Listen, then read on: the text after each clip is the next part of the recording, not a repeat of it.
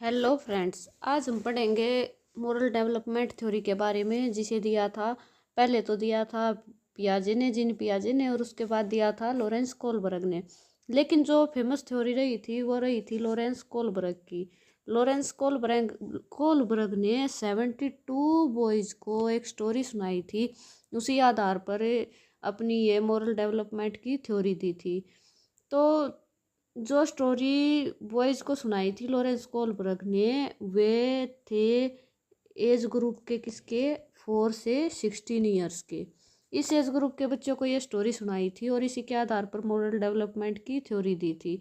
तो जो स्टोरी इन्होंने सुनाई थी उसका नाम था हेंज स्टोरी। Henge story. तो जो स्टोरी इन्होंने सुनाई थी वो कुछ इस प्रकार थी कि एक आदमी था जिसका नाम हेंज था।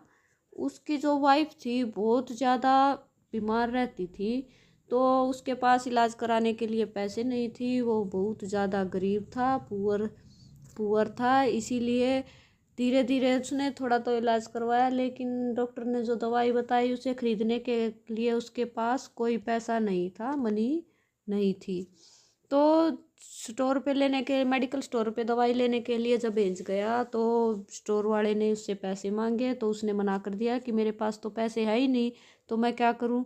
तो उसने दवाई देने से मना कर दिया। हेंज बहुत ज़्यादा निराश हुआ, बहुत परेशान हुआ। तो इसी को देखते वो सोच में हो गया कि मैं क्या करूं, दवाई लूं या ना लूं तो मेरी जो वाइफ है वो ठीक नहीं होगी, वो ज़्यादा बीमार हो जाएगी, हो सकता कुछ हो भी जाए। यही सोच विचार करते करते हेंज ने एक डिसीजन लिया कि वो चोरी करेगा और मेडिकल स्टोर पे जाके उसने वो दवा चुरा ली। इसके बाद कोलबर्ग ने उन बच्चों से पूछा कि उन्होंने जो हेंज था दवाई चुरा के ठीक किया या गलत किया। तो ये जो क्वेश्चन पूछा सही किया या गलत, तो बच्चों को उन कोलबर्ग ने डाला मोरल डायलिमा में, जिसे नैतिक द्वंद्व कहते हैं, मोरल डायलिमा कहते हैं। इसका मतलब है कि बच्चों को यह क्वेश्चन पूछना कि ये ठीक है या गलत है, उसको मोरल डायलिमा बोलते हो। और जब बच्चे इस निष्कर्ष पर पहुंचे कि हेंज ने ठीक किया, अपनी वाइफ को बचाने के लिए किया, या फिर गलत किया है, चोरी करना गलत बात है, उसे बोलते हैं मोरल रीजनिंग, नैतिक तर्कना। तो अपनी इसी थ्योरी के आधार पर कोलबर्ग ने थ्री लेवल्स दिए और उसकी स्टेजेस थी 6। तो जो पहला लेवल था प्री कन्वेंशनल, सेकंड था कन्वेंशनल और थर्ड लेवल था पोस्ट कन्वेंशनल। तो हम पढ़ेंगे प्री कन्वेंशनल के बारे में, जिसमें लॉरेंस कोलबर्ग ने पहली स्टेज दी है पूर्व नैतिक या पूर्व पारंपरिक दंड या आज्ञा पालन भी बोल सकते हैं इसे। इसमें बच्चा व्यवहार करता है दूसरों को दिखाने के लिए या दंड से बचने के लिए। अगर बच्चे को ये पता वो गलत व्यवहार करेगा तो उसे पनिशमेंट मिलेगी ही मिलेगी। अगर अच्छा व्यवहार करेगा तो पनिशमेंट नहीं मिलेगी। तो इसे बोलते हैं पूर्व नैतिक या पूर्व पारंपरिक, और इसे दंड या आज्ञा पालन भी बोलता है। बाहरी जो दबाव है, जो व्यवहार है, माता पिता से डर है, उसके कारण दंड से बचने के कारण नैतिकता आती है इसमें। बच्चे से सजा से बचने हेतु व्यवहार करता है। जो सेकंड स्टेज है उसे बोलते हैं साधनात्मक सापेक्ष उन्मूलन या पुरस्कार, और इसे हम इनाम या अन्य चीज़ों को प्राप्त करने के लिए बच्चा जो है व्यवहार करता है, उसका बिहेवियर बाहरी वस्तु के आधार पर होता है। वह अच्छा व्यवहार करता है कि उसे कोई इनाम मिलेगा या फिर कुछ चीज़ मिलेगी। यह स्व कल्याण या आत्म कल्याण हेतु व्यवहार करता है बच्चा। इसके बाद सेकंड लेवल आता है जिसे हम कन्वेंशनल या पारंपरिक नैतिक सत्र बोलते हैं। इसमें इसकी जो फर्स्ट स्टेज है वह है अच्छा बच्चा बच्ची उन्मूलन। बच्चा जो है अच्छे व्यवहार करता है, अच्छा बच्चा या बच्ची बनने का प्रयास करता है। इसे गुड बॉय और गुड गर्ल की अवस्था भी कह सकते हैं। पॉजिटिव शो ऑफ करता है इसमें बच्चा। तो इसकी फर्स्ट स्टेज है अच्छा बच्चा बच्ची उन्मूलन, और जो सेकंड स्टेज है सामाजिक व्यवस्था बनाए रखने के लिए व्यवहार करता है, जिसे कानून एवं व्यवस्था उन्मूलन कहते हैं। जिसे कानून एवं व्यवस्था उन्मूलन कहते हैं। इसमें बच्चा मानता है कि जो भी रूल है, नियम है बनाए गए हैं वही ठीक है, उन रूल्स को चेंज नहीं किया जा सकता। उन रूल्स को चेंज नहीं किया जा सकता है, उसी के अनुसार बच्चा व्यवहार करता है, अपरिवर्तनशील वे नियम, यही मानता है।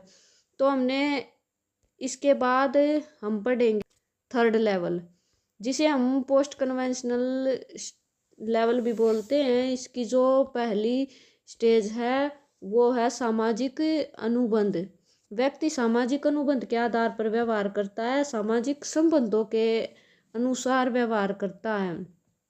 अब जैसे हेंज स्टोरी में हेंज ने अपनी वाइफ को बचाने के लिए दवाई की चोरी की थी, तो उसने अपने सोशल रिलेशन या फिर अपनी पर्सनल लाइफ में है अपनी वाइफ को बचाने के लिए किया था, रूल तोड़ दिया था। तो इसमें व्यक्ति सामाजिक नियमों के अनुसार कार्य करता है। जो इसकी सेकंड स्टेज है वो सार्वभौमिक नैतिक सिद्धांत है। इसमें व्यक्ति यूनिवर्सल ओरिएंटेड व्यवहार करता है, जो यूनिवर्सल जो प्रिंसिपल है ना उन्हीं के अकॉर्डिंग व्यवहार करता है, लेकिन आत्म बोध के कारण, अपनी अंदर की आवाज के कारण अपना व्यवहार करता है, सामाजिक अनुबंधों को भी तोड़ सकता है। तो हमने इसमें पढ़े हैं लॉरेंस कोलबर्ग की थ्योरी पढ़ी है, जिसमें पहला है इसमें थ्री लेवल है और 6 स्टेजेस है। जो कि फर्स्ट लेवल है उसमें हमने फर्स्ट स्टेज पढ़ी, जिसमें बच्चा दंड और आज्ञा पालन के आधार पर व्यवहार करता है। इसका सेकंड स्टेज है साधनात्मक सापेक्ष उन्मूलता। पुरस्कार पाने के लिए बच्चा व्यवहार करता है, जो सेकंड लेवल है उसका पहली स्टेज है अच्छा बच्चा बच्ची उन्मूलन, गुड बॉय गुड गर्ल वाली बात आ जाती है इसमें। और इसकी सेकंड स्टेज है सामाजिक संबंध बना के आधार पर व्यवहार करता है, कानून और व्यवस्था उन्मूलन। कानून अपरिवर्तनशील है, यही मानता है। और जो हमारा थर्ड लेवल है उसमें हमने पढ़ा है सामाजिक अनुबंध या संबंधों की अवस्था रूल्स को तोड़ देता है। और जो सेकंड स्टेज है इसकी है वो सार्वभौमिक नैतिकता, अपनी आत्मा की आवाज पर व्यवहार करता है, यूनिवर्सल जो प्रिंसिपल्स है उनके आधार पर काम करता है। तो हमने पढ़े इसमें 3 लेवल और 6 स्टेजेस थी। पहली लेवल में हमने पढ़ी है दंड और आज्ञा पालन अवस्था, इसमें दंड से बचने के लिए बच्चा व्यवहार करता है। सेकंड पढ़ी साधनात्मक सापेक्ष उन्मूलता, इसमें बच्चा पुरस्कार को पाने के लिए व्यवहार करता है। जो सेकंड हमारा लेवल था कन्वेंशनल लेवल, उसमें हमने पढ़ा फर्स्ट स्टेज अच्छा बच्चा बच्ची उन्मूलन, और सेकंड हमने पढ़ा कानून व्यवस्था।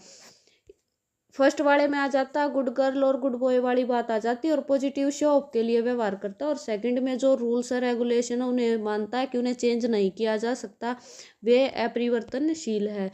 उसके बाद हमने थर्ड लेवल पढ़ा, उसमें है सामाजिक अनुबंध व्यवस्था। इसमें सामाजिक संबंधों के अनुसार व्यवहार करता है, अगर सामाजिक रिलेशंस को बचाने के लिए रूल्स को तोड़ भी सकता है।